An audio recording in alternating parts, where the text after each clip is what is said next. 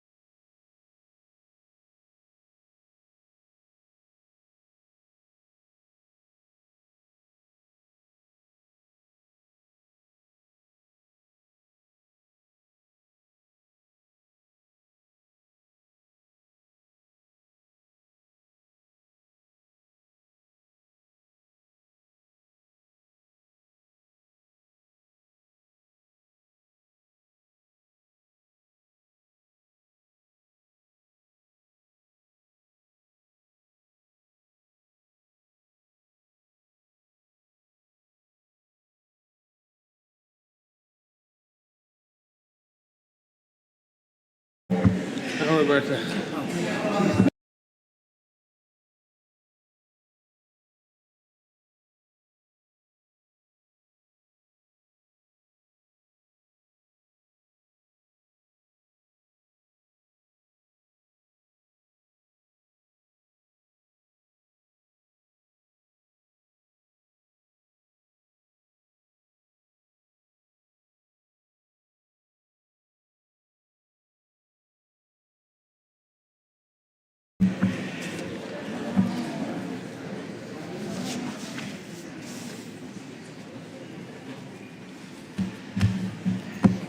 Very good. Good afternoon. Buenas tardes. Es un gran placer. It's a pleasure to have you all here with us at this session, a very important session. In this session,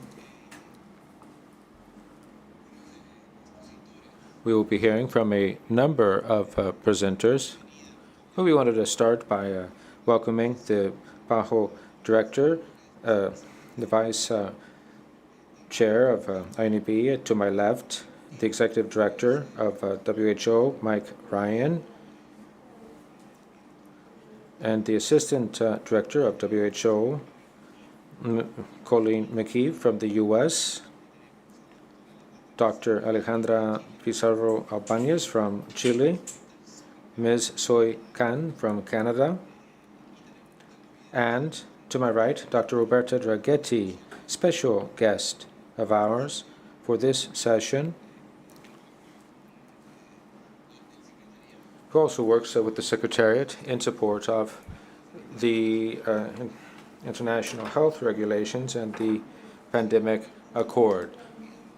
I would ask our director, Jarvis Barbosa, to offer a few remarks. Ciro, first I want to recognize and to thank everybody that is here. This is an informative session. As you know, from the beginning, we are always reaffirming that this is a member state-driven process, but I firmly believe that it's our obligation to provide this kind of platform where we can share information, we can bring the countries together to facilitate their consensus. So, good afternoon, Your Excellencies, Honorable Minister, the distinguished delegates, representatives, and colleagues. It's my pleasure to welcome you to this briefing session on the pandemic accord/treaty/instrument held on the margin of the 61st session of our Direct Council.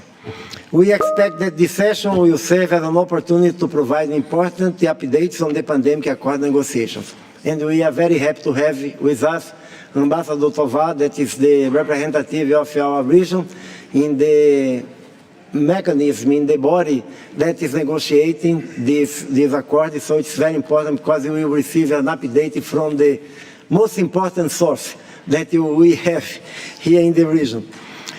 We are reminded of the ongoing challenges we face globally, with multiple epidemics currently affecting various regions. In the Americas, we are experiencing a rise in dengue fever cases, new detections of Oropouche fever, and the continued risk of H5N1 avian influenza. Meanwhile, mpox, that is affecting many countries in Africa, remains as a global concern. Therefore, it is crucial to acknowledge the importance of protecting the population from severe health threats through a coordinated international action to prevent, mitigate, prepare for, and respond to health emergencies. Just a few years ago, we sadly witnessed that solidarity and equity were the first victims of the COVID-19 pandemic. When the Americas became the epicenter of the pandemic, our region had extremely low access to critical personal protective equipment, laboratory reagents, diagnostic tests, vaccines, oxygen concentrators, and many more. The global supply chain collapsed, leaving our countries at the mercy of organizations, mechanisms, and industry that did not prioritize our region during the period of highest rates of transmission, hospitalizations, and deaths. The critical medical supplies, equipment, and PPEs available at our regional health emergency stockpile enabled PAHO to provide the hardly needed support to our countries when they needed the most, but it was not enough. Over 1/3 of global COVID-19 deaths occurred in our region, despite representing only 80% of the world's population. This stark reality underscores the urgent need to strengthen our defenses against future health emergencies. The COVID-19 pandemic will not be the last pandemic, but we have a collective opportunity to come together and jointly take the crucial and prompt steps that will enable the global community to reduce the health, social, and economic impact of future health emergencies. Let me now switch to Spanish. So we have to learn from lessons and act together with resolve and without delay. It's absolutely essential that all countries, regardless of what their economic situation be, that they have access to the essential health resources during a pandemic. This session seeks to inform national authorities about the state of play of negotiations and the regional and global implications of the pandemic accord. So our purpose, or what we want, is to keep member states abreast of progress made toward garnering a consensus and garnering greater participation or engagement in the current negotiations. Now, during the World Health Assembly, the member states of the Americas need to play a fundamental role in the approval of amendments to the international health regulation. That's very important as we prepare ourselves and the world for a pandemic. Being aligned between the new pandemic accord and the international health regulations, IHR, is necessary for us to have a coordinated, comprehensive approach to tackle future threats to public health. I would like to take this opportunity to personally recognize the leadership and commitment, as well as the contribution made by the coordination of the Group of the Americas in Geneva, represented by Dr.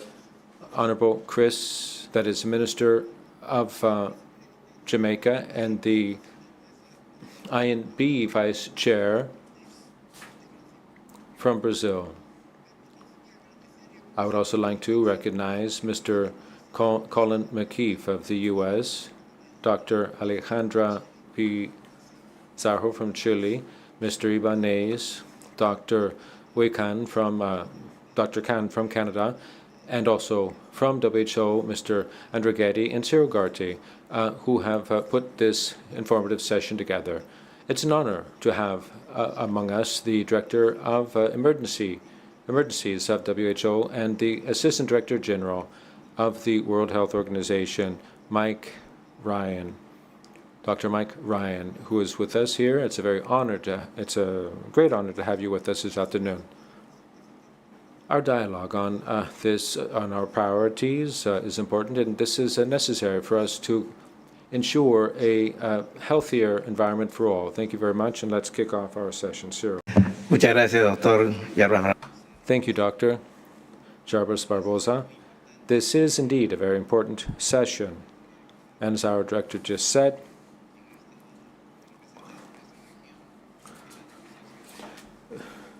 Ambassador Tovardos Nunes is the one who has been representing us in these negotiations, and you have the floor, sir. Allow me please to thank, through Dr. Barbosa, the entire organization and the team to organize this session. It is, I think, the 5th occasion, if I'm not mistaken, that we have this privilege of discussing very important negotiations taking place in Geneva, and this region has taken the lead, not only in coordinating, but also enabling countries to come to the discussions well-informed and proposing ways out for us all to have a very meaningful, ambitious, robust, but viable instrument. This should still be the aim, and I trust that this region will help. I'm very honored to continue to represent the Americas in the INB Bureau, and I bring from the entire Bureau this message. This region has played not only a very constructive, but very engaged role, and I think we should maintain that until the end. And what is the end? I have here what we have seen lately. We just finished INB 11 from the 9th of September to the 20th. It was preceded by what we call the interactive dialogues with resourced persons, enabling outside the negotiating room to talk to experts, to talk to those from the industry also, and see what we can do. In my opinion, we're not lacking knowledge. All delegations now are very aware of what is at stake. We now have a calendar that should not be overwhelming, and the calendar, let me put it to you, this is the decision taken in May at the Health Assembly, the World Health Assembly. We were invited to continue our negotiations, but to finish as soon as possible. This is a very vague expression, as soon as possible. Obviously, we would have finished by May, but we were not able to. Let us not forget the organization. The last time it came with an Article 19, it was the FCTC on tobacco control. And for 20 years, we're talking about an organization that for 20 years has not been able to produce, or has not produced, not been able, but has not produced any legally binding instrument. That's a whole generation that is not taking part in negotiations for legal provisions dealing with global health. So it would be unreal maybe to squeeze in 2 years the definition of provisions for the entire planet in such a short time. But I think we can do as soon as possible. There is the possibility of calling for a special assembly in December, or continue our work until May next year. So this is our calendar. Let me go back to indicate what is pending still. After all of these discussions, after 11 sessions of INB, some of them actually had more than one, actually it was a resumed session. The number did not reflect. So we have had ample chance to map what we can do in order to prepare, prevent, and respond to pandemic emergencies. Dr. Barbosa mentioned a historical landmark, which was the approval of the targetedly amended IHR in May last. So I think that is also very auspicious. Remember that it took 10 years for the IHR, the old one, to come to existence from 1995 to 2005. So these things take a long time, but in the face of what we have seen during COVID-19, the need for solidarity and equity, the need for financing to reach those that need, research, transfer of technology and know-how, technological empowerment, and very important, local production, the possibility of sustainable and geographically diversified production of medical countermeasures. All of this should be reasons enough for us to move forward. There's no room for crossing our arms and waiting for the perfect logic, for the perfect language, for the perfect exchange of gains here and there. It is a collective effort. We all stand to lose if we do not come with an agreement. So I think we can do this. You will see in the list that it's just a summary, and then some of here, and I salute my fellow negotiators here present. We will be discussing Article 4 in more detail and Article 12. That still needs to be adjusted. We need to define what we mean by transfer of technology. Nobody is thinking about coercive. Nobody's trying to bring anybody to the table forced, coerced. So I think it suffices to indicate that when we speak of transfer of technology, we are, by definition, speaking of non-coercive and on mutually agreed terms. We have been able to do that in G20 when we discussed development. We said transfer of technology under voluntary and mutually agreed terms. Why not repeat that? You see, there are ways, but in my opinion, some delegations are still camped in their original positions. If it's not with voluntary and mutually agreed, there's no way. Others do not want the word voluntary. Just giving you a flavor of what we're still hearing from the discussion. It's time for us to transcend that. And transcend means encapsulate the concerns. We want everybody that is an actor in transfer of technology to be on its own volition and will to come to the table and speak about how to best empower other parties and other actors in technology for the production of medical countermeasures. TRIPS flexibility, it's another sort of a four-letter word, TRIPS, because every time you speak about it, every delegation gets a bit on the, there is no room for that. We have already very specific flexibilities. We just want to use those flexibilities in a manner that it's not, let's say, punished. So it's a mention. That's what I mentioned as a peace clause. There should be a way for us to refer to what has been agreed in another instance in a way that would benefit prevention, preparedness, and response to pandemic emergencies. There's a more specific issue dealing with liability, and there's another one on traceability as well for PABs, but that goes inside PABs. And finally, it has this pompous name, legal architecture. Frankly, I think we should drop that idea of architecture because we have already two options to continue our work. That is in the form of an annex or a protocol. That's what we have agreed in Chapter 3 of the agreement. What does that mean? When we discuss prevention, we know that prevention is part of a pillar of the agreement.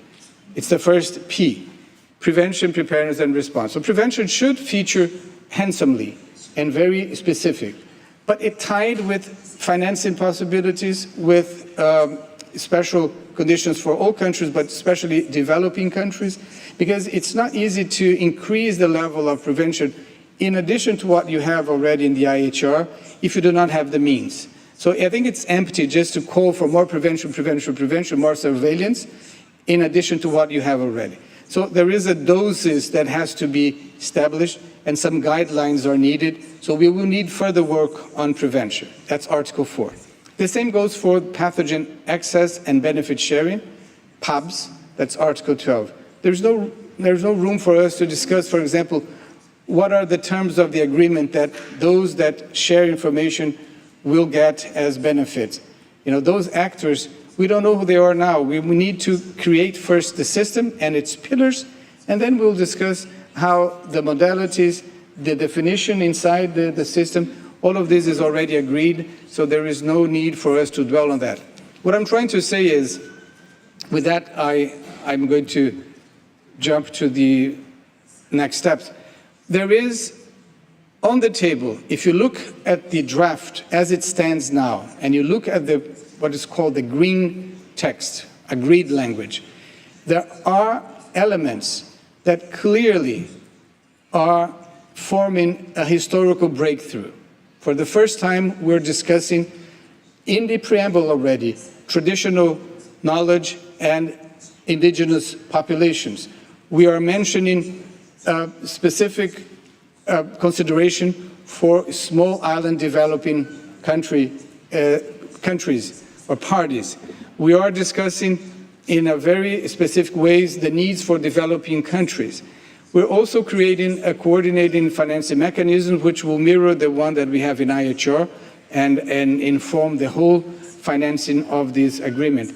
We are creating a logistics and a network, supply chain and logistics network. We're creating a position that the possibility of creating sustainable and geographically diversified production. These are very meaningful, and we're also creating a pathogen access and benefit sharing system.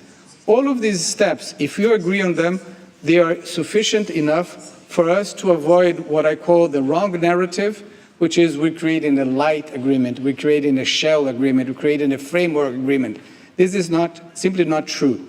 What we have already is beyond framework, it's beyond shell, it's beyond light. It's not what some also have been saying, wrong narrative again, that we are transferring sovereignty to WHO, that we are exaggerating on the shells and the provision. This is not true.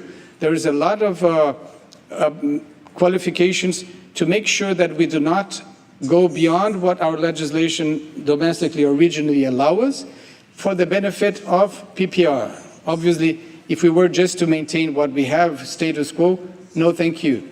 But what we have in front of us is not status quo, is not light. And my appeal to you all from the region is, let us finish this as soon as possible, hopefully by December, so that we can, there is an expectation from the world that we have this responsibility. Crossing our arms will not solve problems. We have outbreaks now that can be transformed into pandemic emergencies, and so there is no room for us to say, unless I get my point, I'm going to cross my arms. This is, in a way, criminal. The world needs this agreement as a first step, in addition to other steps that we should be discussing in due course in what is called an intergovernmental working group. This is phase 2. Phase 1 is the agreement. Let's have it. We can do it. Thank you.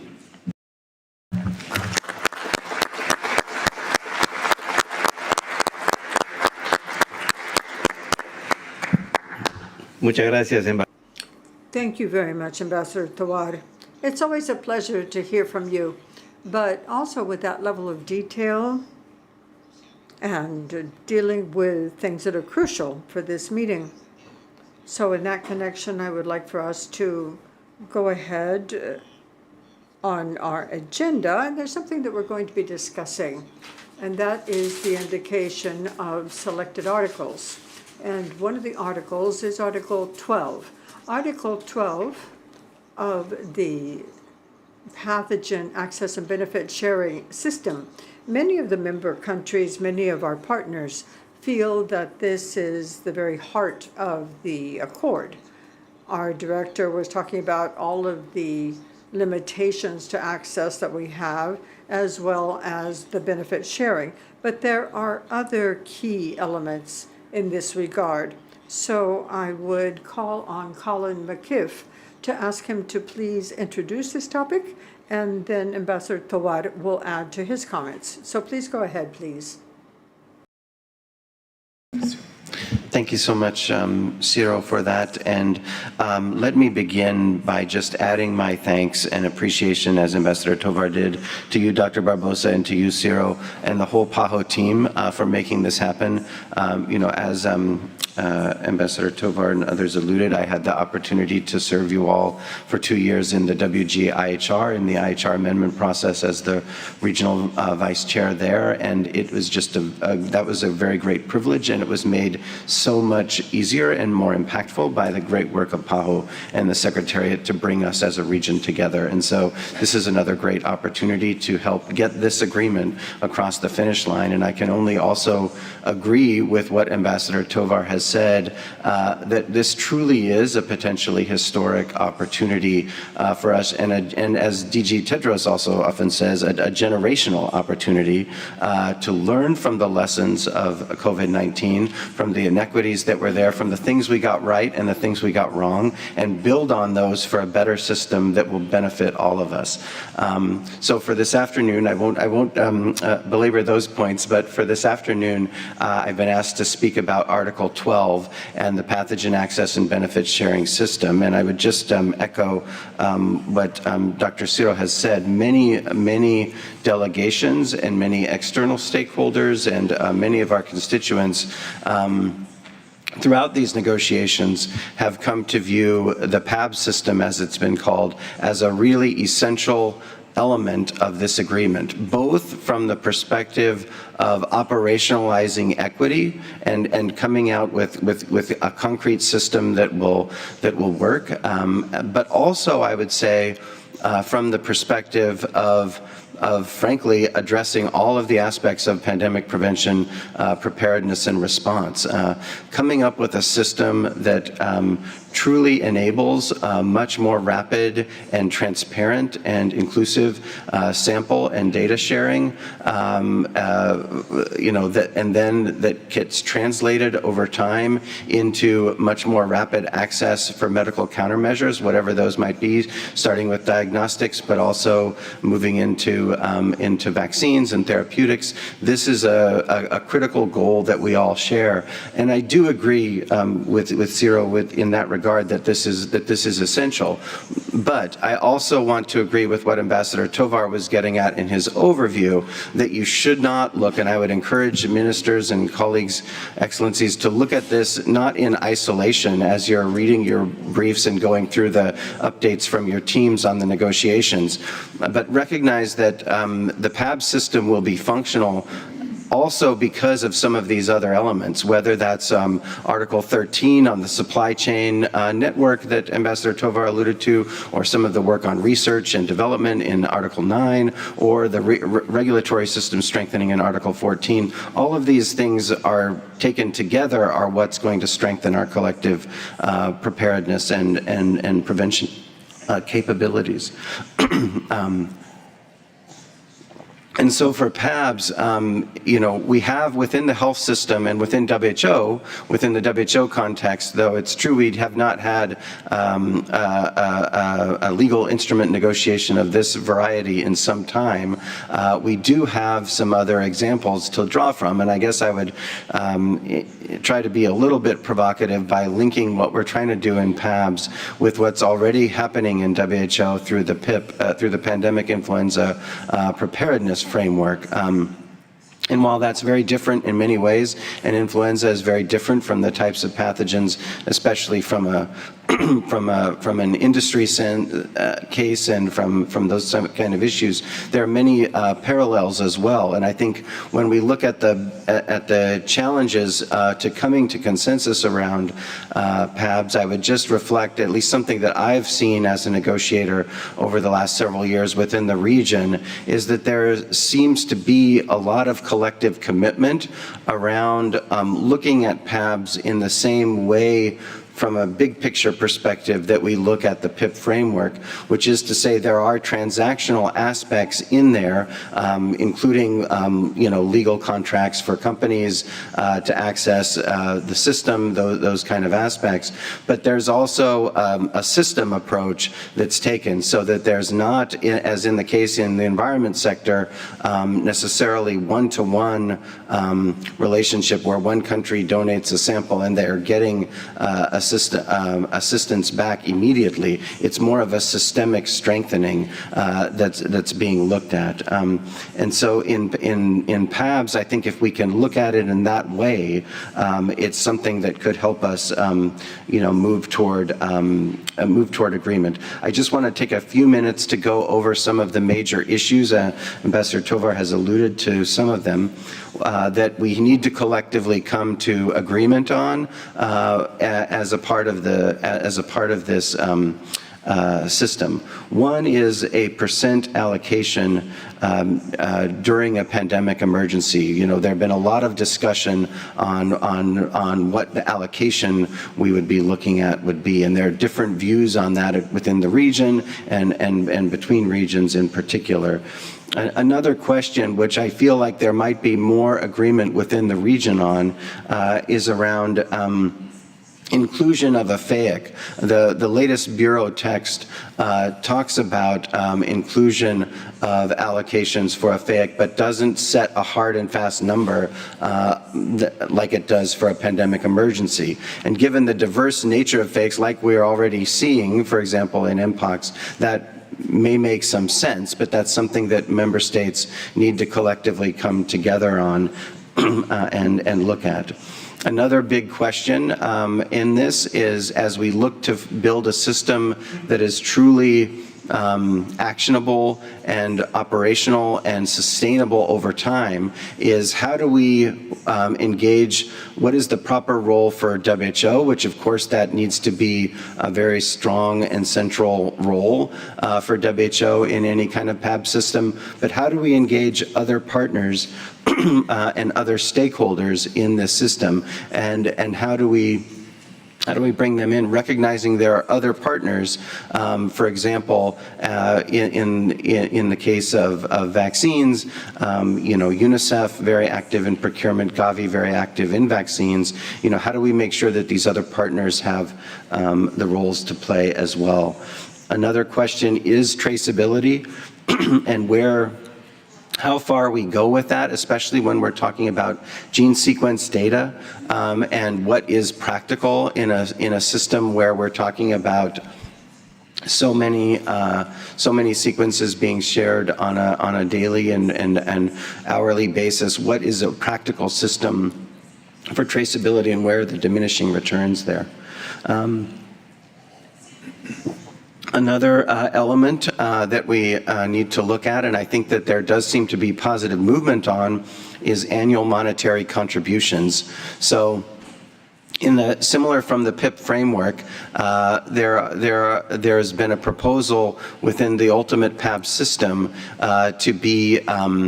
for there to be annual monetary contributions into the system. And that is something that I think there's a lot of support for in the region and across regions. But the question comes, what does that look like, and how do you set that at a reasonable amount so that you're actually enticing companies to participate in the system and not creating a barrier to entry that would actually perversely prevent companies from seeking to join the system. So that's one aspect. A second aspect about the annual monetary contributions that I think we in our region need to think about, and Ambassador Tovar has alluded to this as well, the producers of any given product, vaccines, diagnostics, therapeutics that exist right now aren't necessarily going to be the same set of producers that are involved in this area, 15 years from now, 20 years from now, that kind of thing. And so we need to design a system that's flexible and can evolve.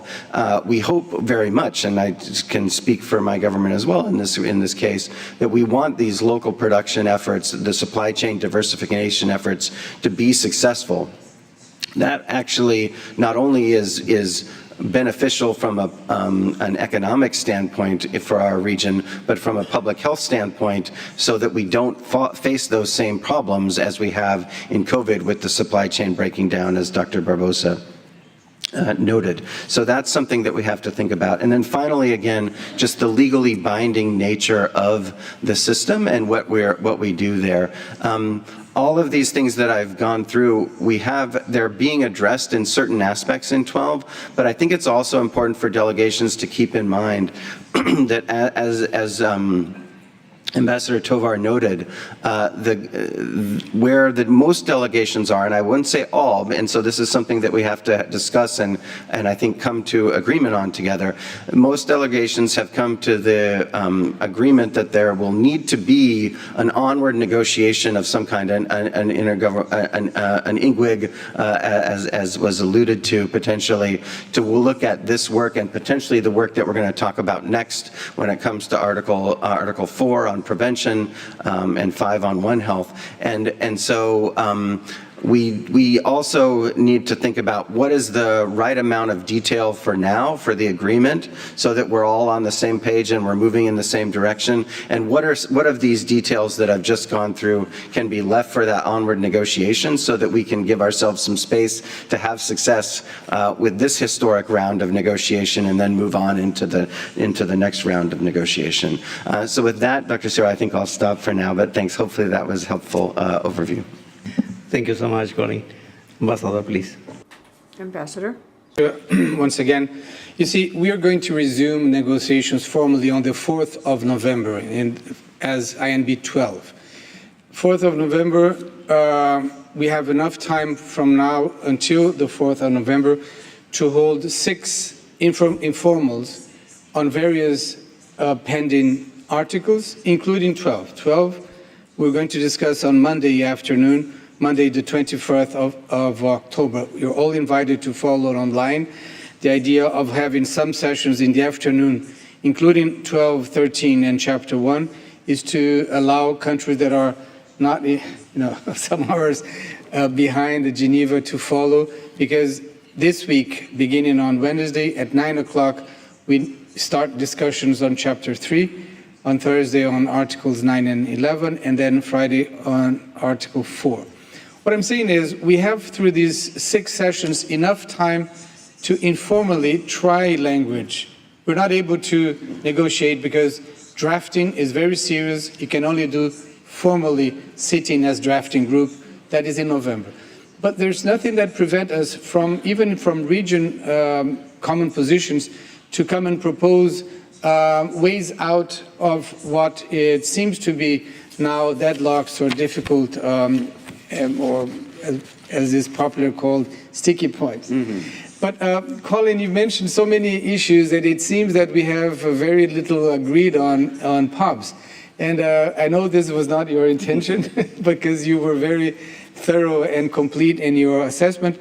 But let me share with you the following. First, there is no questioning that we will have a POP system. This is out of the question, as agreed upon.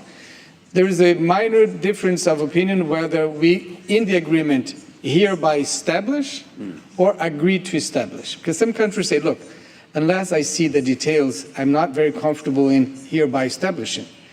You see, it's a very nuanced difference, but the POPs is something that has been agreed upon. There's another detail. You're talking about access to information, so you're going to grant information through or materials, but digital information, for example, and POPs materials, and then you expect, linked to these sharing of information and material, to receive some benefits. So we have indicated, much mimicking the PIP framework, the benefits arising from the sharing of access of information and material. But there is another set of, there are some delegations in saying that in addition to these benefits, you may have other benefits. But some countries say, look, if you go to a bakery with your flour, you expect to walk out with bread or something equivalent, right, made of flour that I gave to the baker to make. You don't want piano lessons. You don't want carrots. You don't want a birthday cake. You want bread. So it is only, you say, no, but we were in a position to train or to give, fine. If you give that as a bonus, finish first with the benefits arising from the sharing of information, and then we'll talk about other benefits. This is in the way of us agreeing what we're talking about. Access to information and material versus sharing of benefits. And we are actually, we know that we're creating a system that is a lot larger than the PIP framework and even the Nagoya Protocol. So the only experience that the ABS systems that are most common are these ones, right? PIP, specific for health, Nagoya Protocol, and the CBD Convention for materials and resources that countries are sovereign to share or not. But those are, let's say, noble resources. Pathogens, you want to get away with them. You want to inform the world, look, I have identified a pathogen. Let us stop this from spreading. So in nature, it's a little bit different. But as you mentioned, Colin, when you share material, you can trace easily. When you share information, it's more difficult. So we are aware of that. What I'm saying is the complexity of a well-structured POP system is immense. So right now, we are interested in setting the foundations, the elements of a POP system. When you build a house, you need to have pillars, you need to have number of rooms, you need to have allocation of space, but then the color of the bathroom tiles can come later, you see? So you mentioned the annual contribution. It is important to have annual contribution. That would enable, for example, countries that do not have labs equipped to make the genomic or genetic sequencing appropriately to benefit from that. To give just one example. So the detail of how much you will be asked to contribute will come later, but you need to set as one of the list of things that are elements, the annual contribution, and you mentioned also allocations. The negotiations went to a phase of agreeing to have allocations. The industry is in agreement with that. That's a major step forward.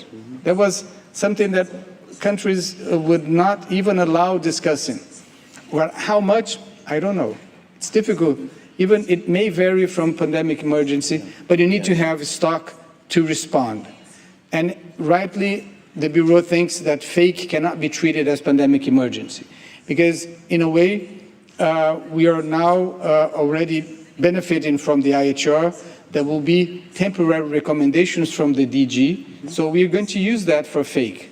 And then maybe, as appropriate, we will devise a set of stock of vaccines, therapeutics, and diagnostics to avoid the fake to become a pandemic emergency, and then you are caught without any response means, without any VTD. So that is agreed that we're going to have allocations. We have agreed to discuss this instrument appropriately, so it's agreed language that we will not have all the details now. We now have to create the system, agree on these basic elements, and also agree something very important. Once you pay into this system, you're not expected to pay again into another system. So to avoid what we call the stacking or the redundant or duplication of obligations. All of these are elements that are known on the table, and I think we have enough time in November and through the informals now to sort that out and get funneled to something that is robust, that is ambitious, but is viable. We need the actors, manufacturers, industry, member states to be comfortable with this system, otherwise it will fail. And I think if we do not include the word viable, we're making a mistake. We're creating something that is very theoretically important, but it won't be possible, it won't be operational. Thank you. Thank you, Ambassador. Thank you, Colin. We will continue with the other articles, and we will have questions and answers after the three of them, okay? So it's my privilege to introduce Dr. Alejandra Pizarro Ibáñez from Chile to give us her perspective on Article 4, prevention and surveillance of pandemics. Please.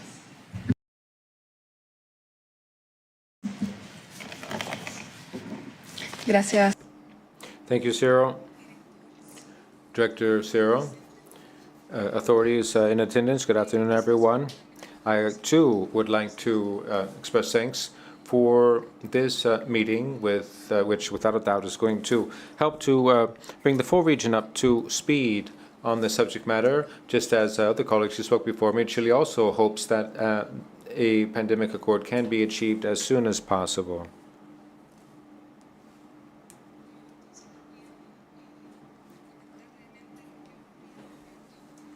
Now, I'm going to address what happened over the last week on Article 4. I would start by reminding everyone of the mandate and the role of ONI, which is to draft and negotiate the agreement and any other international agreement of WHO on prevention, preparation, and response to pandemics in keeping with the 2021 SSA 2.5 agreement. This also speaks to the pandemic accord and the IHR being aligned,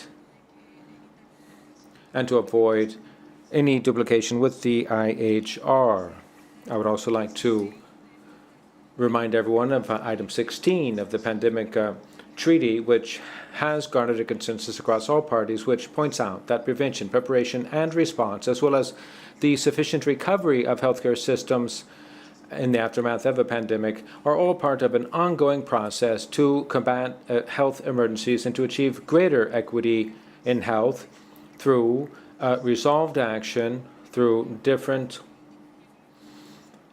social, environmental, cultural, political, and economic determinants of health. Now, this part of the agreement has already been the subject of agreement by all parties. So when you look at the document, you'll see that there are paragraphs in green and yellow. This is in green, meaning that all of the members or the states party to this agreement are in agreement.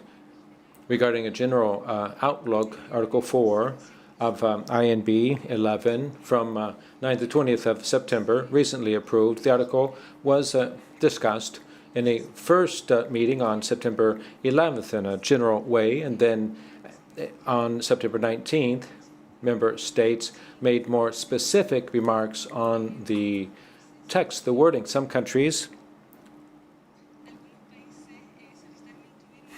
asked to have a specific instrument included to address matters of prevention, including a One Health focus, something that is still under discussion given a lack of agreement thus far, especially regarding the need to establish an instrument under this article. Now, during the talks, there was an attempt to capture the most germane aspects that are not yet contained in any other instrument. Next, I would like to describe the main regulations contained in Article 4. Considering what we have up on screen, this was the INB 11 revised version, paragraph 1, which is the key or the main element.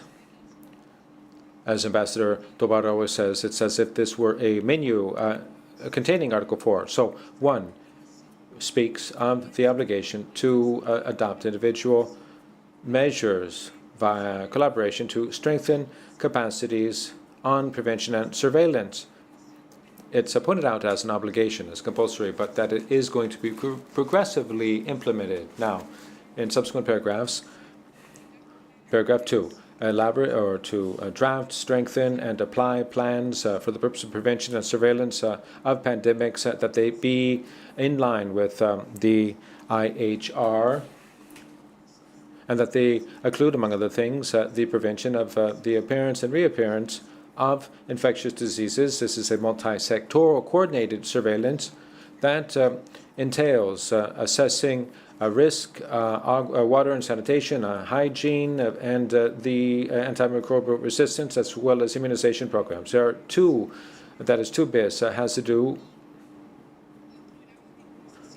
rather, back on 2, antimicrobial resistance and immunization programs. This is not made yet explicit in the IHR, but in Annex 2 of the rules, it appears, and part of the basic main annex document. It's also subject of national and international agreements regarding antimicrobial resistance and immunization. Now, paragraph 2 bis recognizes the existence of numerous factors that can increase the risk of pandemics, and countries undertake to consider them and to apply them in policies. 3, that COP, as necessary, may adopt recommendations or guidelines in support of the article. There are 3 proposals for paragraph 3 alt. Basically, what it suggests is that there be a prevention document created that is based on the One Health approach. That's why there are 3 proposals. That is, there are 3 proposed texts. Now, some reflections on this article. First, prevention is one of the most important elements to be taken into account in any instrument or treaty on pandemics, and that we should seek out all means possible to ensure that all of these different aspects are fully covered. As you can see, the article has evolved considerably throughout these years of the negotiations, trying to capture the most important aspects of prevention that are not yet included in the IHR, seeking complementarity and avoiding duplication with the IHR. Now, regarding a concern about that duplication of content, the purpose in avoiding that is to avoid any type of confusion in how it is carried out. Now, we want to make sure that it's carried out in an efficient way, especially to assess the need to establish a preventive element in this article. To this effect, in the recent meeting, the 11th one, Chile asked the Secretariat to draft a technical document that would describe all the different aspects and meanings of prevention already covered by the IHR as recently amended and adopted by the World Health Assembly. For example, the human-animal interface, preventing that, secondary, tertiary prevention, and if there are any gaps that need to be addressed under Article 4. Now, the informative meetings about INB will continue this week, and on this article, it will be fleshed out October 4th. Well, all member states are invited We trust that at these meetings, we will be able to address the most polemic items and garner a consensus for this agreement which seeks to prevent pandemics. Thank you. To give us some remarks, please. Thank you so much. And first of all, I'd echo others in thanking PAHO for bringing us together today and for all the other times you brought us together, because I do think there has been power in the Emerald region speaking with one voice and being able to focus on our overarching objectives that we all agree on. So thank you for that. And I will also say Canada also remains committed to the development of a meaningful pandemic agreement in as soon as we possibly can. So I perhaps have the easiest job today speaking about Article 5. It's probably the least contentious of the three articles we're discussing today. I'd say from the beginning, the INB envisaged a strong role for One Health within the pandemic agreement. If we look back to the draft outline in the agreement that was discussed in the second meeting of the INB, I think there were 12 references to One Health, including suggesting that the agreement should have a part that could address a comprehensive approach to One Health, promoting coherence among all relevant actors, instruments and initiatives. Over the course of the negotiations, we've seen many different proposals for how best to include One Health, ranging from it being a cross-cutting theme that should appear everywhere to having its own dedicated article. And then in fact, the prevention instrument that is currently proposed under Article 4 was originally proposed under Article 5, the One Health article. All to say, it's been no small effort to get to where we are today, which is a text that enjoys broad consensus from INB members, but that is pending, of course, decisions that need to be taken on Article 4.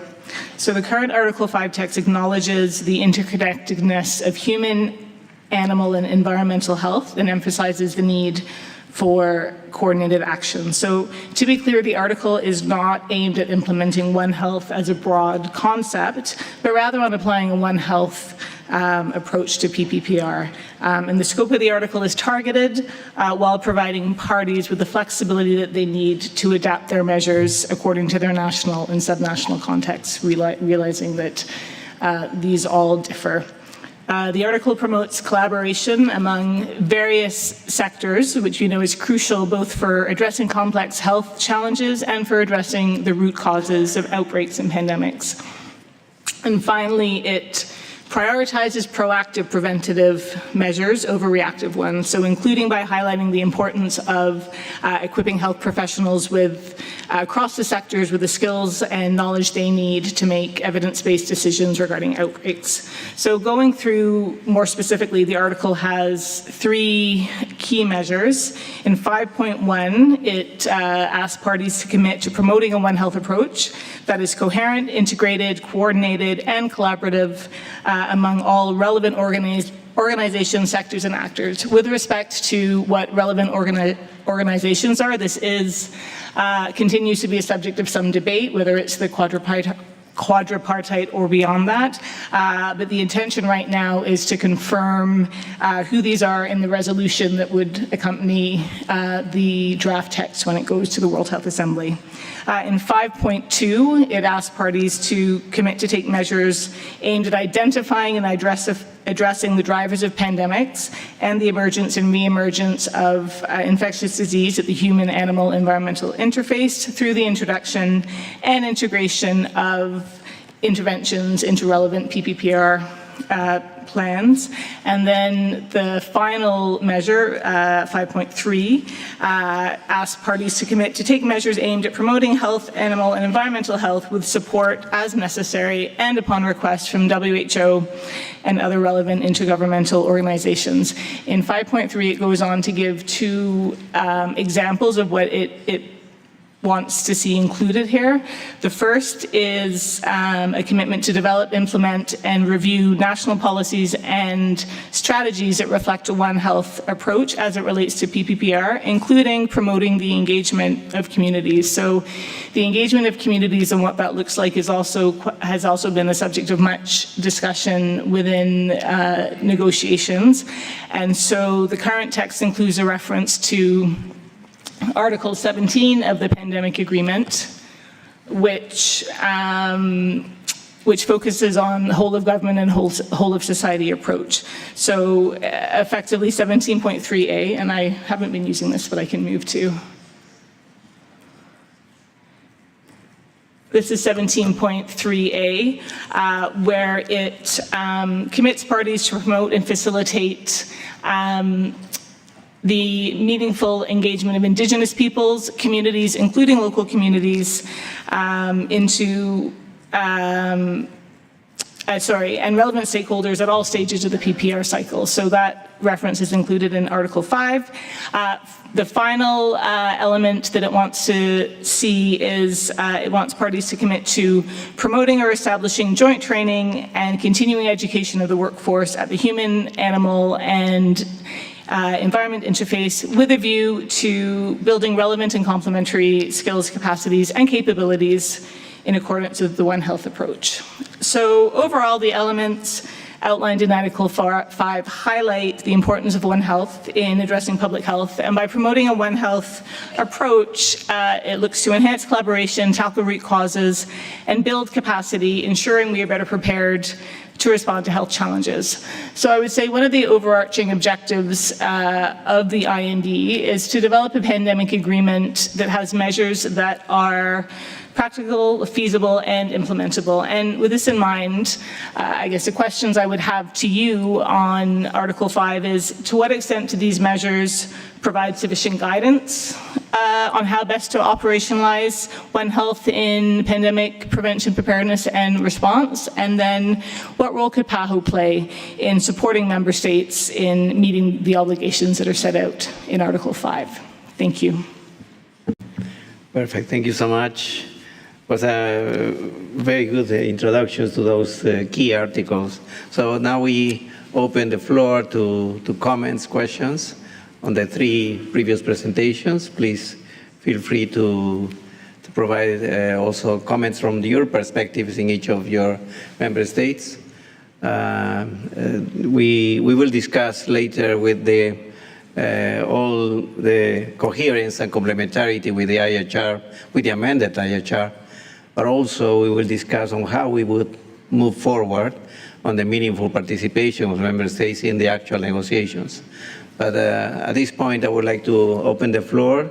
Please just, as we did during the council, just press your microphone and then you will have the opportunity to provide some comments. And also, I've requested my colleague, Mike Ryan, also to provide some comments on that. So eventually he will also comment on some of the key aspects and key issues that also prompted all our member states to move towards a pandemic agreement. And as Ambassador Tovar and all the speakers mentioned, we cannot continue with the status quo. We must do something to change the course of the next pandemic. And I think we do have the opportunity to do that, but of course, this is a member state's decision on all the way. So I don't know if you have comments. Okay, I see that. Mexico, please, go ahead.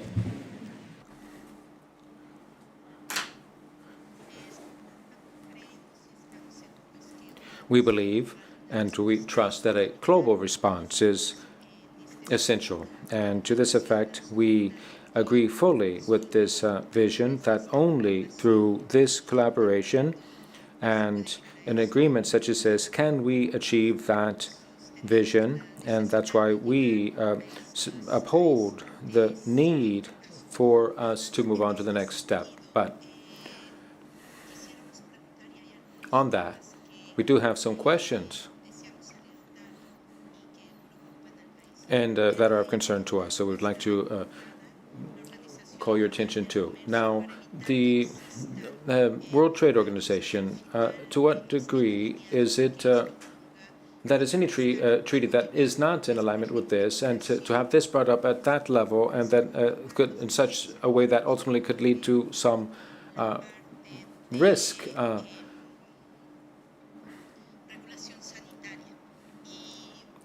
Now, on the international health regulation, I do think that among the different agencies, this additional element should be included to ensure that all these different elements are aligned with this outlook of actions and to achieve a most favorable result for the population. Muchas gracias, México. Thank you, Mexico. We're going to hear from Panama and then El Salvador.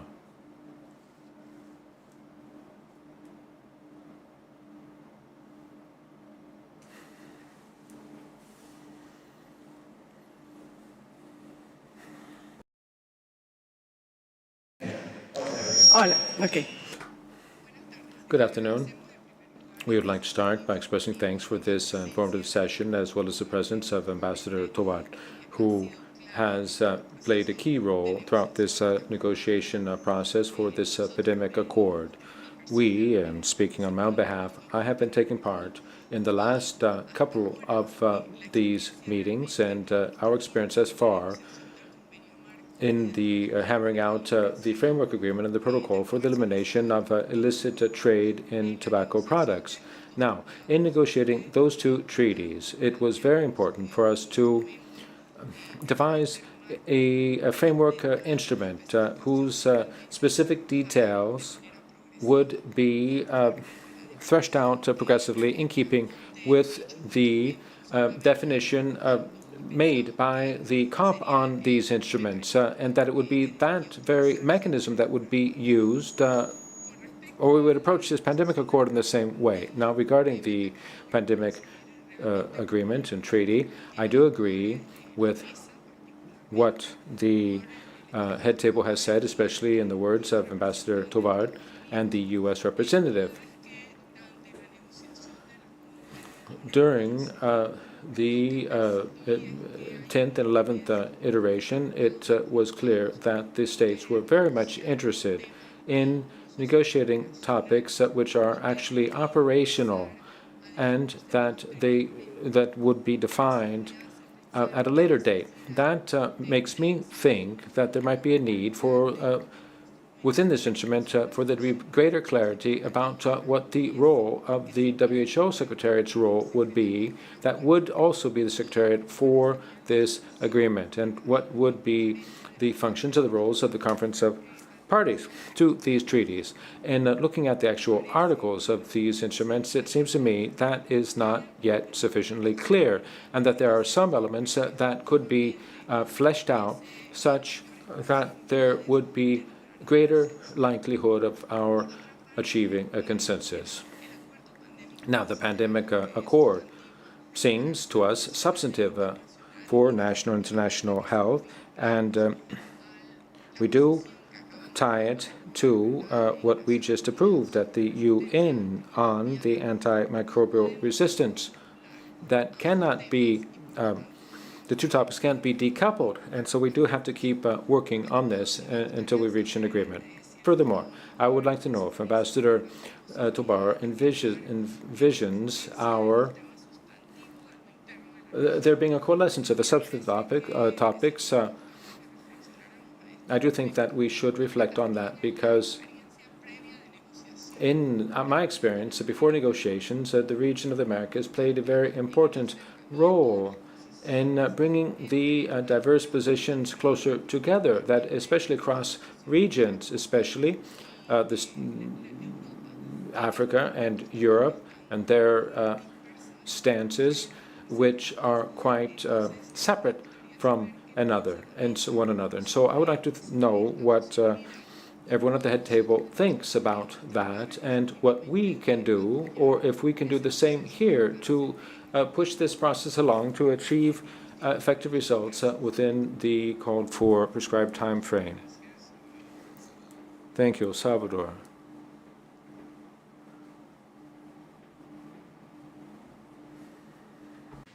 Gracias. I think the head table for the reports you've given us, all of which have been quite enriching. We do know, all of the member states know, that negotiations have been very difficult, taking it step by step, line by line, and it's been very hard to reach agreements. Now, beyond a question, this is really an attempt to call your attention to something, availing myself of the fact that we have here in the plenary people from WHO who are a very important part of this pandemic agreement. Let's not keep going round and round. We just went through a pandemic. We are seeing diseases that are evolving and that are behaving in a unusual way, which can make this that much more difficult for us, especially when we don't have an agreement before there's a new pandemic. Panama rightfully said as much, and then in saying that it's important for us to have greater clarity and to make it easier for the Americas to do its part to push this pandemic agreement forward. Thank you. I would ask Ambassador Tovar, then Colin, to answer those questions. Thank you. Allow me to say how constructive Mexico has been all along the negotiations. We will not have Article 9 on research and development if it were not for Mexico and Norway. So I'm really saying this not to please you, just to recognize and acknowledge. This is just one portion of the what we have benefited from, many of you. And then I do think, to answer Panama, that there is room for a regional composition or approximation or possible compromise, or what I call the viable solution, which is landing zone for us to feel comfortable. Because if we have Canada, US, Central America, Mexico, and South America, and the Caribbean together, we will cover various stages of development, number one, but also we will tap on the incredible cooperation that we have been able to do even before WHO existed. So I think the world wants that from us. It is not easy because obviously we have interests that are not alike. But that's the whole purpose of this agreement, to combine these differences in not only interests but also capabilities, but having one common interest, which is to prevent, prepare, and respond to pandemic emergencies. I think we are able to do that, and I'm confident we can still do that. And I know that the distinguished representative of Panama has been following and enriching our discussions. To answer more specifically on the idea of a framework, we have already reached a level of understanding that I would say in 70% of the agreement, it's beyond framework. And it's good. We were able to go, for example, we have made provisions on very important issues like the preparation of the workforce and care. So we have expanded. We also included reference to women and how important it is to safeguard the rights of women in order for them not to suffer. Canada has mentioned also, not only in Article 17, but in preamble, indigenous peoples and local communities, and also traditional knowledge. So all of these elements would normally not appear in a framework agreement. We have already indicated in very specific terms. Now, there is a portion that is an invitation for a development later. That is a typical framework plus. So we are setting, for example, the foundations of PABs. We are indicating provisions on prevention, but we're leaving room for further work. We know now that we need that. Different, for example, from the Rio 92 conventions, when we needed the framework in order for the world to come together, and then slowly we developed. But at the end, we were not able to anticipate. Now we know that we need annexes or protocols. Let's go for it. That's why we need to stop the agreement as it is with the final decisions that we have to agree upon in order for us to immediately start working on these details. So I think that is feasible, and I like to say this is not a framework, but it's a framework plus agreement. So we have been able to transcend the level of framework, and that's very good indication, I think. Now, rereading the articles on Chapter 3, 21 on the COP, and also on the role of the Secretariat, I invite all of you to read that, because this is going to be our discussion next Wednesday at 9 o'clock, 3 in the morning here in Washington. But anyway, I think it's important for those that are in Geneva, the delegations that have people in Geneva, to follow that discussion and bring your opinion on how best to improve the articles that have already been greened on the Conference of the Parties and the role of the Secretariat. You will see that in the role of the Secretariat, there is a very specific intention behind the second part of Article 24, which is we're not allowing the Secretariat to do anything that is not in the, that the member states themselves do not agree. That's the Conference of the Parties authority. And also that the legislation in these countries do not allow. Because this is, you understand, necessary to put sort of a limitation to the role of the Secretariat, while acknowledging that WHO will be our support Secretariat. Mexico has also indicated the role of WTO.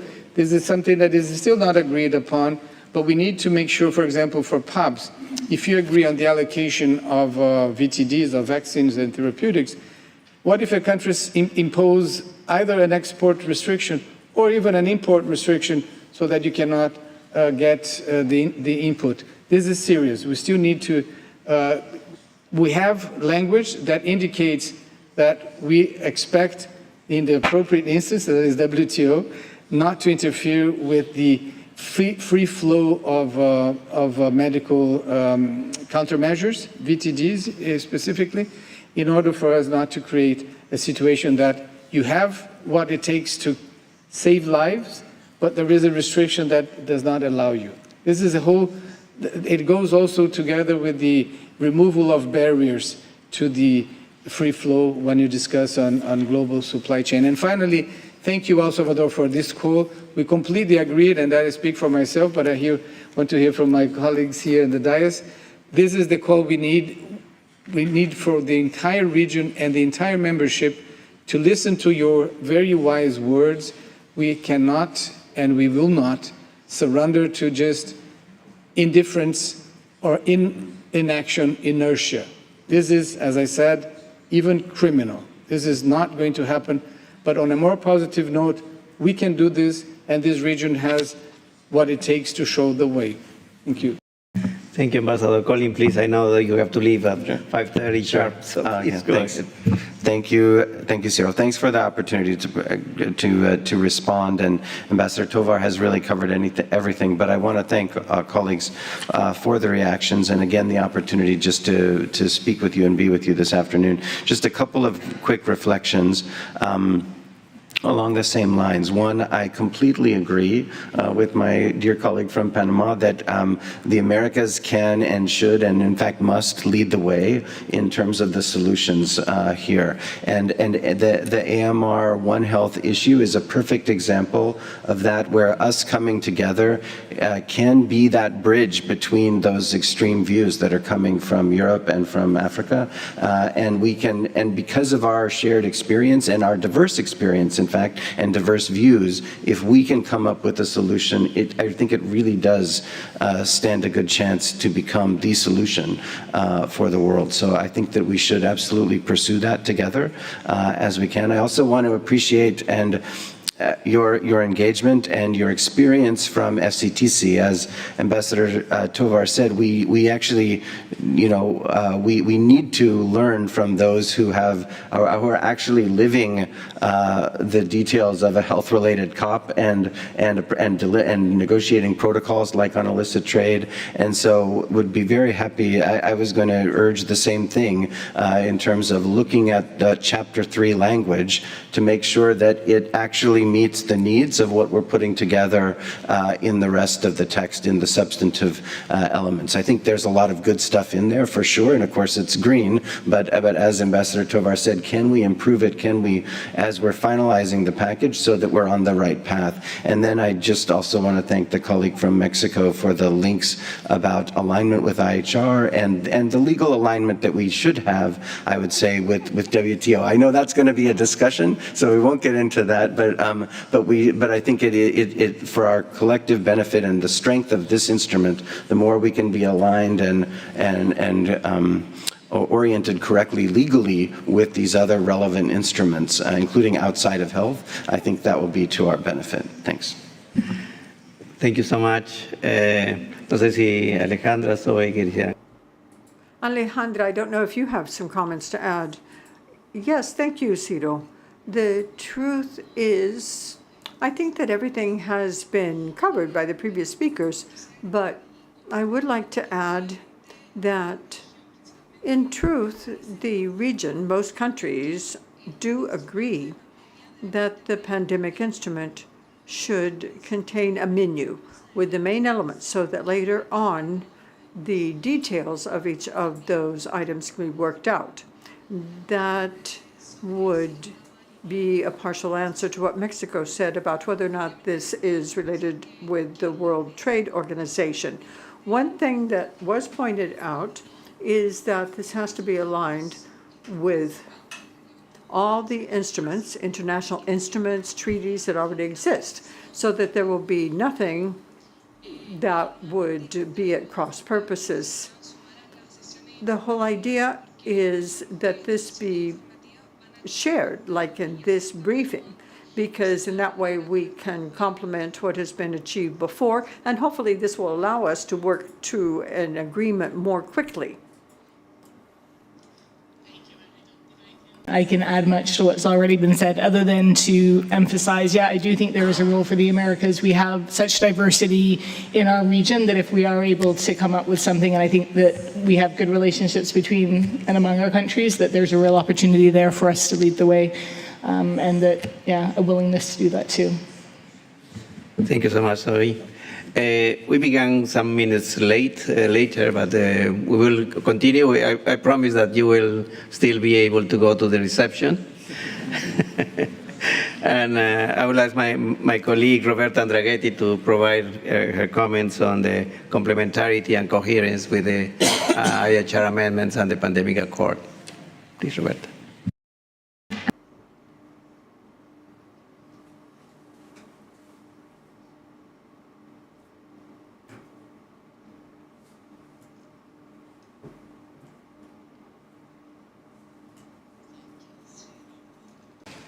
And Jarbas and Rhonda for inviting me back home. And for taking the risk of letting me speak. I had I had a number of slides, but I will focus on two summary tables that cover first the consistencies and inconsistencies across the two instruments, and one slide addressing Article 4 in particular, given the headaches that is giving member states negotiating. Regarding the consistency and inconsistency between the two instruments, we had a paper that was commissioned to the Secretariat by member states ahead of IMB 11, and in that paper we had identified 6 areas that should have been, that were overlapping or interfacing. And if we go one by one quickly, the first area is related to the definition in the amended IHR, and which correspond to the Article 1 use of terms in the draft pandemic agreement.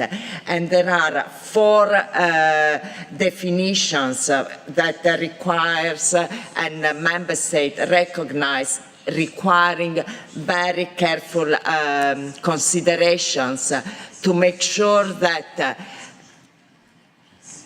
invoking that pandemic continuum that member states agreed jointly in the WJIHR and the IMB, that pandemic continuum has no solution of continuity, and that the IHR is used as the trigger for the implementation of the provision of the pandemic agreement.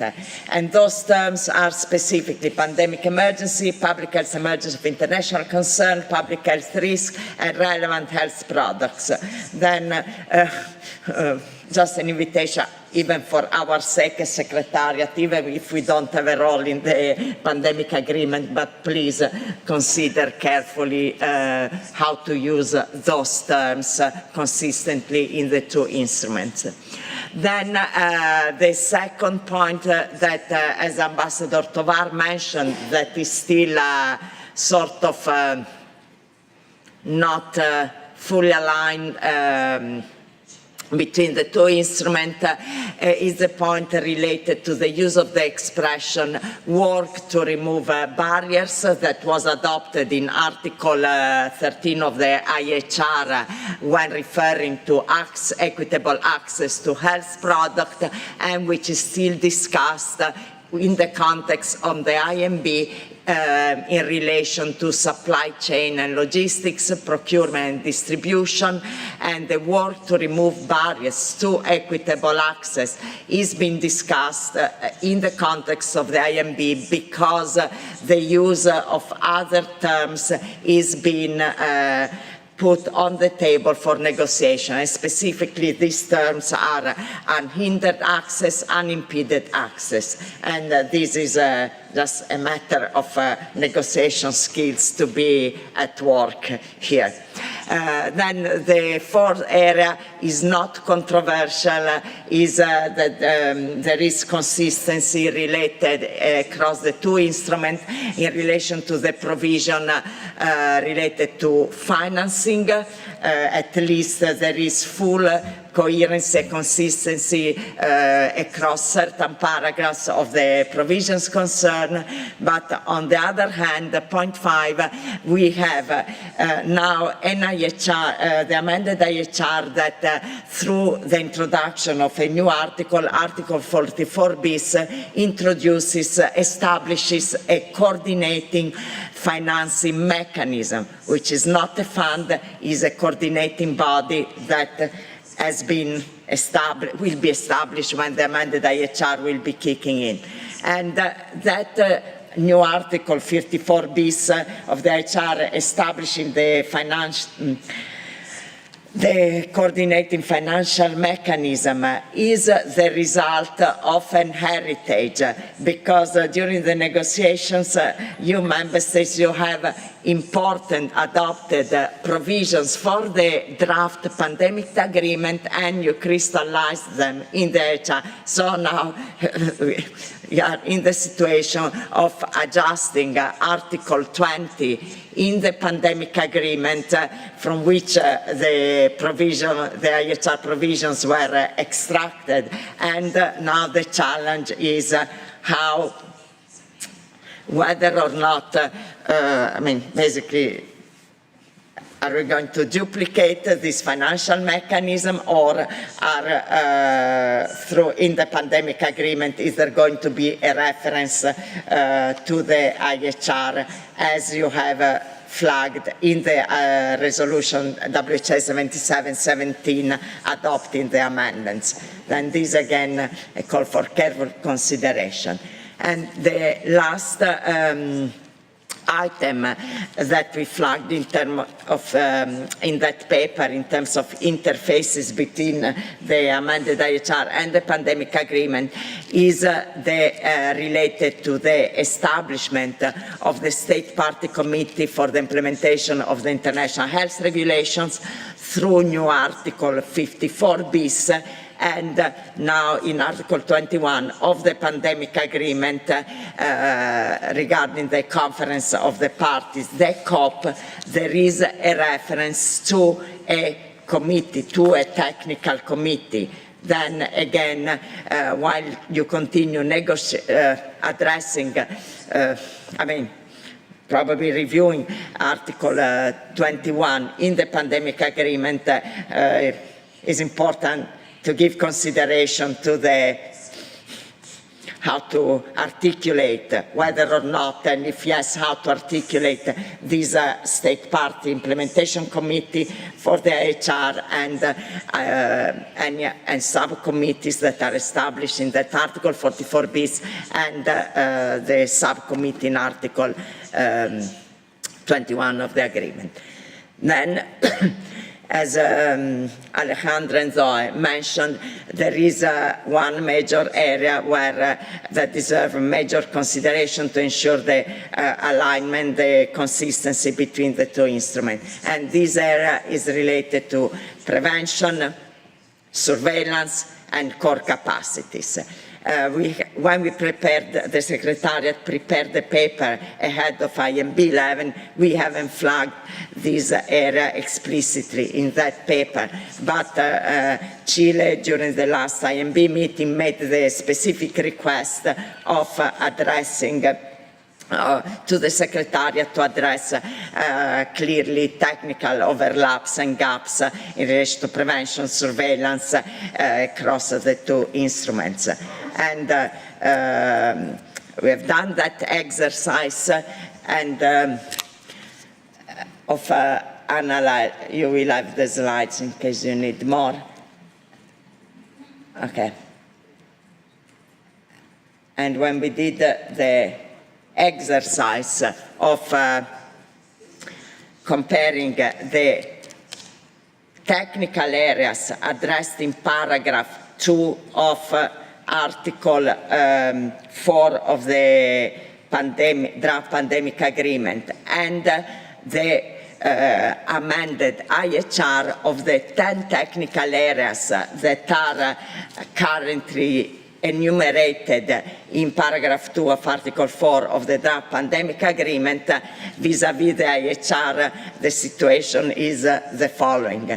For prevention of the emergence and emergence of infectious diseases, that is mentioned currently in the pandemic agreement as a focus area, all these capacities related to this area are covered entirely by Annex 1, because we don't have to forget the IHR was born with SARS 2003, the current IHR 2005 was born with SARS 2003, which is a sort of quintessential emerging pathogens.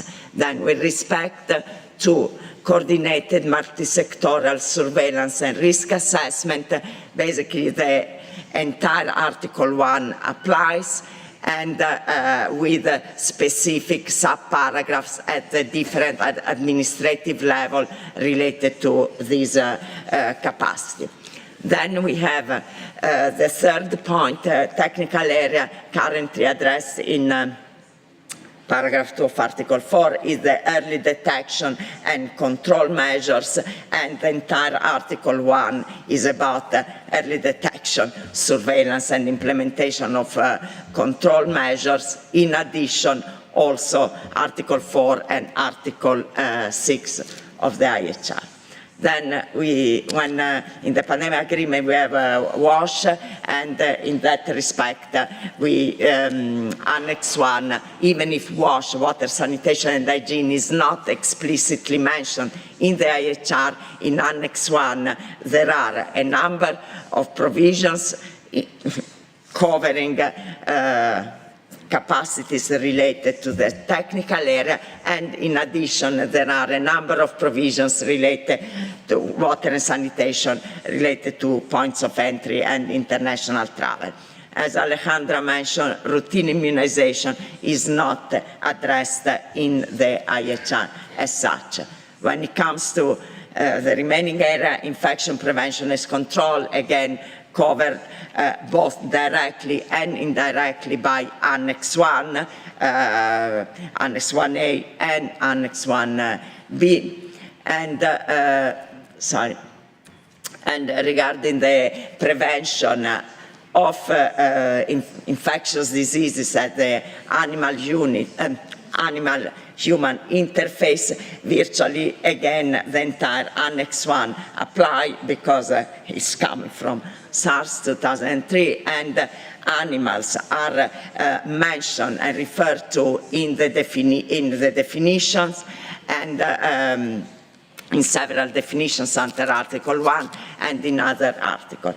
Vector-borne diseases, again, is covered, virtually covered by the entire Annex 1, because the regulations are coming from, have a long history, are coming from yellow fever, and then again, because of, as a legacy, basically the whole IHR, several Annex 1 plus several other provisions are addressing vector-borne diseases. Laboratory biological risk management is addressed in Annex 1, and we discussed a lot about the prevention of antimicrobial resistance, is not explicitly mentioned in Annex 1, and any other provision apart as an example of the application of Annex 2.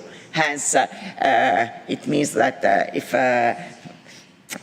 new emerging antibiotic resistance is mentioned in Annex 2 of the IHR, it should be covered by the remaining provision. Then this is a bit the situation, and I think we, regarding the overlaps, and I think we'll discuss more during the informal on the 4th of October. Thank you. Thank you, Roberta. So we will discuss now the how we can enhance the participation, the meaningful participation of member states in the Americas. And also you will have access to the presentation, but I wanted to discuss some of the, first you see the PAHO support to the IMB negotiation, all the briefings and meetings that we had all these years. But still there are a lot to do. The member states' participation in the IMB in the Americas particularly have been highlighted by all the participants, but also the entire region. And there is the decision that this is coming from the 77th World Health Assembly. And the last IMB meeting that finished on the 20th of September, so very close to that, we will see all the consensus that was get there. But we know that this is a collective responsibility on regional collaboration regarding health equity, but also strengthening health surveillance, early alert and response. But there are some issues, some challenges to the meaningful participation of our member states from the Americas in the pandemic negotiations. One of them is the time zone differences. Negotiations begin at 9 a.m. Geneva, and these information sessions will again begin at 9 a.m. 3 a.m. or earlier in most countries in the Americas. It is not feasible for our capitals to participate. Resource constraints. Many permanent missions from the Americas face limited personnel in their permanent missions, and they cover all other aspects, not only health. So this is a huge challenge, particularly for small countries. Communication challenges. Because of the timing of the discussions, this maintaining effective communication between missions and capitals, of course, affects the actual participation of our counterparts in Geneva. So how can they negotiate something that has not been consulted with the capital, specifically when there are changes that are proposed during the meeting? The other one is the participation asymmetry. These factors hinder the ability of countries in the Americas to advocate effectively for their needs. There are many other types of approaches, but we saw, still with all those challenges, we saw the effort of the countries in the Americas coming together and discussing among themselves, and we saw there are several ways to overcome that. Information sessions, including public, civil society, industry, relevant stakeholders, and interactive dialogues with experts that we are organizing and also supporting the GRUA coordination and the IMB vice chair to do. The structured decision-making processes, this is something that is a procedural framework to allow the member states to propose text, editing and review key articles systematically. But that needs an additional effort from each of the member states. And the other one is technical working groups, so we can understand and provide a forum for in-depth informal discussions on critical topics that we must understand. And there are other important elements in pandemic accord negotiations that we need to also to put forward and discuss and agree. The in-person discussions, the face-to-face meetings that have been essential to approach complex issues. During the IHR amendments, all those face-to-face meetings helped us, all our countries, to come along, to understand where that proposal is coming from, what is the content of it, the intention of it, and then changing some words, well, put us in a better position. That's why our region proposed more than 16 joint statements, presenting the joint statement of the Americas. And I recall, because I would like to also recall what the vice chair of Egypt mentioned during the negotiations of the IHR and the IMB also. They said, if the Americas, the region that has more challenges than any other region, the most differences, if the Americas come together in a regional statement, we as a world have an option to come out good from these negotiations. And I think if somebody from other region is saying that, I think we are better off if we come together. So we will organize expert contributions, but also regional coordination through the GRUA coordination mechanism. So we have a long line along, but you see that the last components of that are related with the IMB 12, and then eventually the special session of the World Health Assembly, if by 11 November we see that there is some greening text. I hope that's something that we can go, but it is difficult. We have to recognize that it is difficult. Still, we have to look for that, and then all the other way to the World Health Assembly on the 2025. Just to emphasize that in our region, our director committed to continue the cooperation with all our member states, and we will continue with these sessions, virtual sessions for the Americas at a time that we can allow the missions in Geneva and also our capitals. But also our director is looking for a better way to have the capitals, also both the ministries of health, foreign affairs, meeting during negotiations, so we can allow them to also participate in the actual negotiations. So this is part of what the region is looking at the negotiations and the meaningful participation of our member states.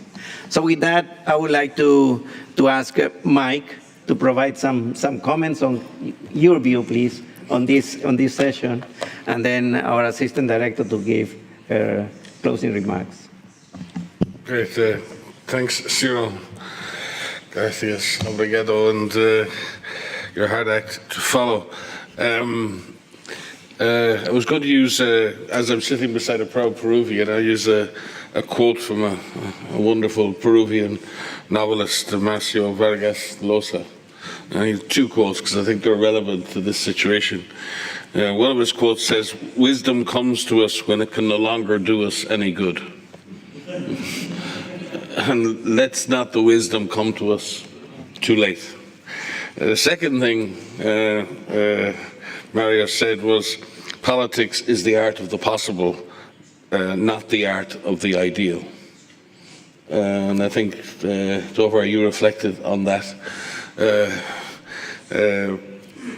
International multilateralism is sometimes messy, it's sometimes difficult, it's almost impossible to bring the concerns of every member state and address the needs of every member state. The question is, how far can we go to protect the future? And I think in order to protect the future, we need to remember the past.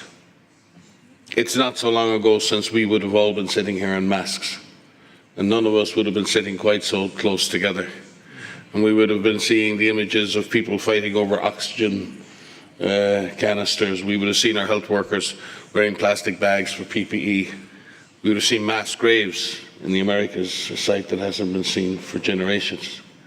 And all of those things. So, lest we forget, we need to remember where we've come from if we're to understand the future. And in that sense, I think we are somewhat down to the wire. I have huge gratitude to Tovar and the work that he has done on Brazilian government, but all of you in the Americas. I have never seen personally, and I've been in or around WHO for 25 years, the level of diplomacy and engagement from countries of the Americas in this process has been outstanding. And therefore, even with the time differences, your negotiators in Geneva are doing a great job. I'm a very well qualified medic, but I'm a trainee diplomat, and my main mentor is Tovar. He's taken me under his wing in Geneva, and he's determined to turn me into a diplomat eventually. I speak under his guidance. But Tovar's leadership has been really, really amazing, both in terms of PABs, but also in terms of financial coordination and others. And I think we've seen that leadership cut right across the Bureau. So, Tovar, thank you, obrigado. You've been outstanding. For me, as someone who served in frontline public health, yesterday I dispatched 7, 8 frontline responders to a Marburg outbreak in Rwanda. You know, we dispatch people off to emergencies all the time. National governments do it all the time. And we send our staff into danger sometimes in order to solve public health problems. We need to understand that our communities need a better level of service. Our health workers need more safety. Our health workers need to operate in safe environments. They need the tools to be able to save lives. And unfortunately, during COVID and in too many emergencies, they don't have those tools. Simply, they don't have them because we don't pay for them, we don't coordinate, we don't manage supply chains. And when you look at the IMB negotiation, yes, we are stuck on things like PABs a bit and stuck on other things. But if you look at the breadth of it, it's trying to address a huge range of things, from workforce to research in Mexico. I would again say thank you so much. Mexico has led a very quiet negotiation that's kind of got us somewhere. Sometimes the best negotiations are the ones that are quietest. But it's covering a wide range of things. And I don't believe that the pandemic agreement at this stage can solve all of our problems. But not having a pandemic agreement will not allow us to solve any of our problems, and that's the issue. The issue is the counterfactual. The issue is you imagine the world with the pandemic agreement. That's what we're trying to do. Imagine one without it. Imagine a world destined to repeat the same errors of the last pandemic. That's what we need to imagine, because that may force us all to get into a better mood. Now, this is an agreement between WHO's member states. This is not an agreement of the Secretariat. You are the ones who negotiated the IHR, the Framework on Tobacco Control, and you will be the ones to negotiate this. We have to get away from all the misinformation and disinformation that in some way this is not and you need to shout this loudly. At the end of the day, the Secretariat will implement to the letter the will of the member states. But it must be made clear to those out there spreading disgraceful mis and disinformation that it is your will that shall be done, not the will of the Secretariat. And that this is a negotiation between independent and sovereign member states, and you shall decide what you wish the Secretariat to do. You will decide what level of agreement you shall reach between yourselves, and that will be done entirely within national law. And in no way will national laws or national sovereignty be impinged by this, because that's what's out there right now. That's what's out there in the ether. And that's hurting this agreement, because it's spooking governments, it's spooking leaders, and they feel they've been drawn into something that's very difficult on a domestic level. So if nothing else, if we don't get an agreement because we have a fundamental difference, fine. If we have to wait a bit longer, fine. But let us not end up not having an agreement because of misinformation and because of disinformation. That will be the greatest tragedy. And at the moment, I believe that's one of the greatest threats to this whole process. So I will ask you, on behalf of medics, on behalf of public health practitioners, on behalf of frontline workers everywhere, it is now time for our political leaders to show the way, for our multilateral negotiators to show the way, for our ambassadors to show the way. If that way is shown forward in the way that Tovar has shown that leadership on behalf of Brazil and the Americas in the negotiations, then we will succeed. So I thank you all. It's fantastic to be back in PAHO. We brought Roberta home, as you see. So, and over to the Assistant Regional Director.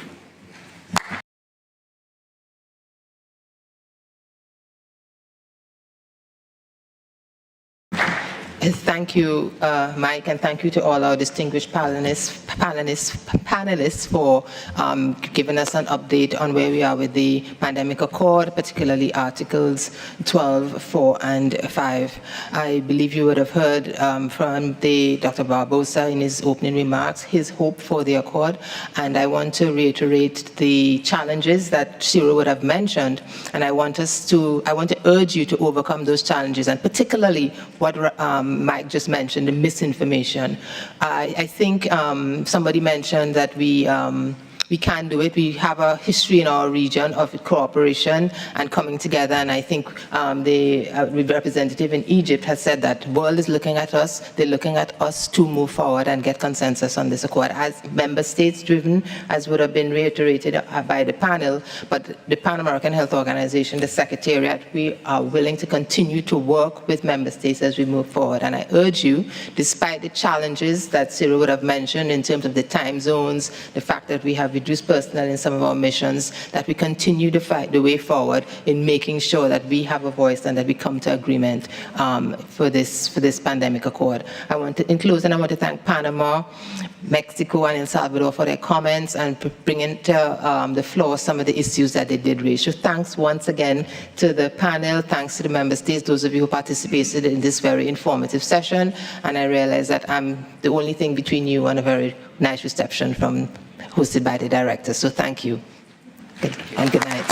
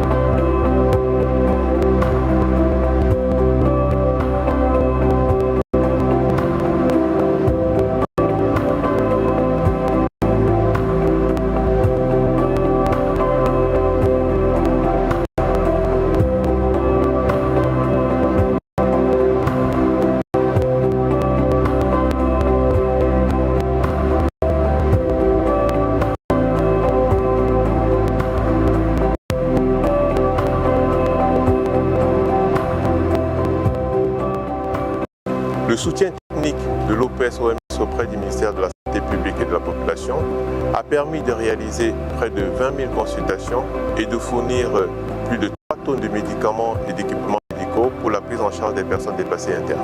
Les actions de surveillance épidémiologique, de vaccination, d'hygiène et d'assainissement ont permis d'identifier rapidement les cas de choléra et d'autres maladies à potentiel épidémique et de contenir la propagation de ces maladies au sein de ces populations. L'OPS-OMS entend intensifier son support technique et opérationnel dans les prochains mois car les défis à relever restent énormes pour répondre aux besoins des Haïtiens et des Haïtiennes qui continuent de fuir les violences des groupes armés.